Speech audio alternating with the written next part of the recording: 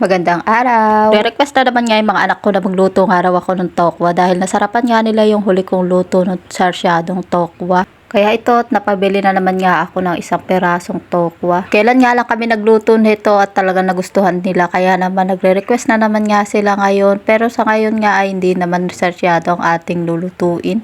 Iibahin na naman nga natin ang luto para naman iba na naman ang kanilang malasahan. Kaya for today's video, ito at pag-aadobo nga ako ng tokwa. Isa nga rin na tokwa na lagi ko nga binibili dahil mahilig nga rin kami at isa pa ay murang-mura nga lang at napakadali lang din magluto naman ito. Kaya nga pag nagre-request sila ay pinagbibigyan ko rin naman kaagad. Ito nga at hiniwa-hiwa ko nga lang sa maninipis na parte itong tokwa. Dati-rati nga ang alam ko lang luto dito sa tokwa ay yung nilalagyan ng suka at toyo. Pero ngayon nga ay meron na nga rin din akong ibang luto na pwedeng gawin dito sa tokwa. Na po pwede mo lang din gawin dahil hindi naman mabigat sa bulsa. Ito nga at sisimulan ko naman ang pagpiprito na itong tokwa. Bago ko nga adobohin ay ipiprito ko nga muna. Ayan nga at luto na nga yung unang salang. Kaya hinaho ko na nga at pagkatapos kong hanguin nga lahat ng unang salang ay nagsalang na rin ako ng pangalawang salang. Ito nga at luto na nga yung mga tokwa na aking pinirito. Meron pa nga ilang piraso na nakasalang pero ito at hihiwain ko na nga habang naghihintay. Para mas mabilis tayo makapaghiwa at makatapos nang agad naman tayong makapagsimula sa aking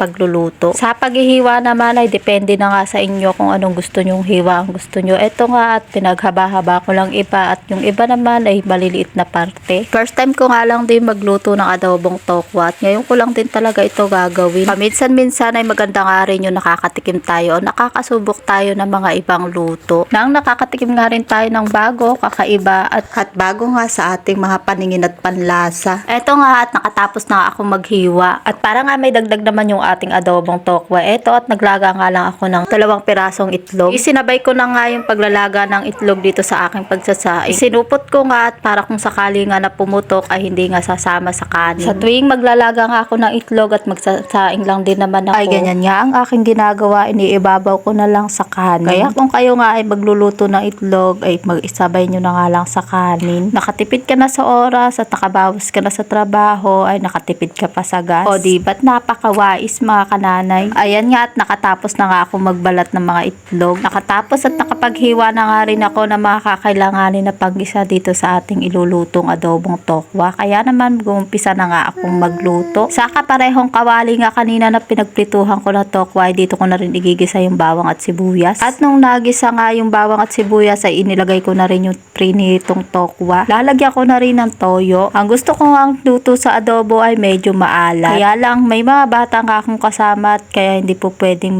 maalat. Lalo pa nga at nagkayuti ay na nga yung isang kambal dati. Kaya naman iwas muna sa maalat ngayon. Sa susunod na lang ulit, char. Nagdagdag nga rin ako kanina dyan ng kalahating basong tubig para naman may dagdag konting sabaw. Naglagay na din ako ng mga pampalasang paminta at suka. At para naman may dagdag ang hang at lasa ito at paglalagay na din ako ng sili. Saglit na lang din natin yung hihintayin at pakukuluin lang natin yan ng kaunti. Ito nga at mamaya-maya lang ay luto na nga itong ating adobong tokwa. At ito na nga mga kananay, presenting ang adobong tokwa. O diba mga kananay, napakadali at simple lang din namang lutuin itong adobong tokwa. Kaya naman kung problema kayo at nag-iisip ng uulamin ay ito na nga ang iyong subukan. Ayan at kain po tayo mga kananay. Salamat Lord sa mga pagpapala.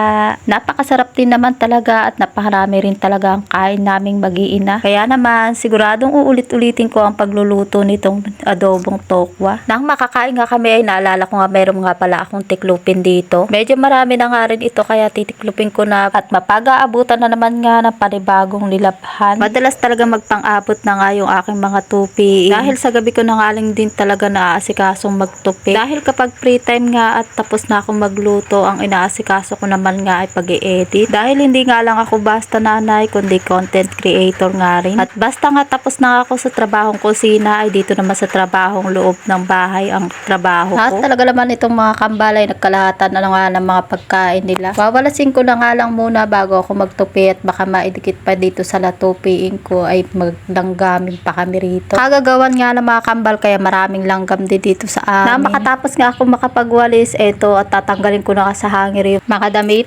Nagkahalo-halo na nga yan dahil yung mga bata nga ay pinaglalaruan na nga ito. Na ilang beses na nga nilang isinabog, na ilang beses ko na nga ding isininop. At ito na nga sinasabi, maiiyakan na nga, di pa man ako nakakapagsimula magtiklop. Nag-aagawan na naman nga, akala mo naman itong isa na ito ay dumedede naman talaga dito sa bote. May palambing na away pa nga yan. Nang maibigay niya na nga sa kuya niya yung dede ay nanghihingi nga din. Kaya titimplahan na lang din natin ng manahimik at makapagtrabaho ako dito. At ayan na nga, isinabog na naman nga ang aking tiklopin. Nakakahanap na naman nga ng paglalaroan at mamaya-maya lang ay pag-aagawan na naman nilang dalawa yan. Ayan o. Sinasabi ko pa nga lang ay ito na nga. Binitawan na yung kanyang dede at apurang-apurang makuha yung basket. At nung di nga pinansin ng kapatid, di pinabayaan din. Ganyan nga yung mga kambal na yan at kung anong hawak ng isa ay yun din ang gusto. At kung hindi naman nilalaro ng isa ay pababayaan lang din naman at ayaw din gagalawin. Pero oras nga na hawakan ng isa ay pag-aagawan na nilang dalawa yun. At doon na nga mag-uumpisa ang kalngalan at awayan, paluan. Eto nga, kaya rin ako magtiklop. Kaya lang naman, nung magsasalansan na nga ako ng mga damit na natupi, eto naman ang bumungad sa akin na madut kakalat na mga damit. Ay nako, ano na yan. Kailan ko lang nga ito inayos at sinino, pero ito na naman at magulo na naman. Isa nga din ito sa hindi maiiwasan dahil nga yung ating mga bagets pag nag-aapura ay hila na lang ng hila. Minsan pa nga pag silang pinaglagay mo ay halo-halo na. At hanggang dito na lang muna mga kananay. Salamat sa inyong panonood. Nawa'y pagpalain tayo ng ating Panginoon.